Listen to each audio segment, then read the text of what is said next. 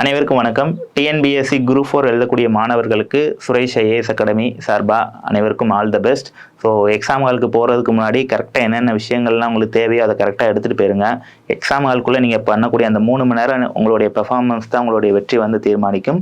So நீங்கள் இவ்வளோ நாள் படித்த உழைப்புடைய பலன் வந்து அந்த 3 மணி நேரத்தில் தான் இருக்குது. ஸோ அதனால் அந்த 3 மணி நேரத்தை கரெக்டாக யூட்டிலைஸ் பண்ணி நீங்கள் வந்து பெர்ஃபார்ம் பண்ணுங்கள்.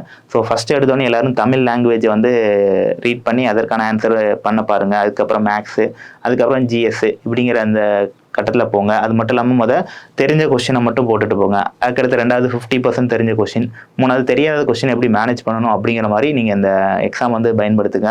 மேக்ஸிமம் டைம் மேனேஜ்மெண்ட் ரொம்ப ரொம்ப முக்கியம். ஸோ ஒவ்வொரு கொஸ்டினுக்கும் நீங்கள் வந்து அதிக டைம் எடுத்துகிட்டு பின்னாடி வந்து தெரிஞ்ச கொஸ்டினே வர்ற மாதிரி ஆயிடக்கூடாது. அப்புறம் வந்து பார்த்தீங்கன்னா 200 கொஸ்டினுக்கும் கண்டிப்பாக ஆன்சர் பண்ணணும். ஸோ அப்படி ஆன்சர் பண்ணலைன்னா நெகட்டிவ் மார்க்கும் இருக்குது. அந்த 200 கொஸ்டினுக்கும் நீங்கள் வந்து ஆப்ஷன் சூஸ் பண்ணவே வேண்டாம். உங்களுக்கு ஏபிசிடி 4ல் எந்த இது இருக்கோ அதை மட்டும் போடுங்க. சப்போஸ் தெரியலைன்னா இந்த 4க்குள்ளே ஏதாவது ஒன்று வந்து போடுற மாதிரி வந்து பார்த்துக்கோங்க.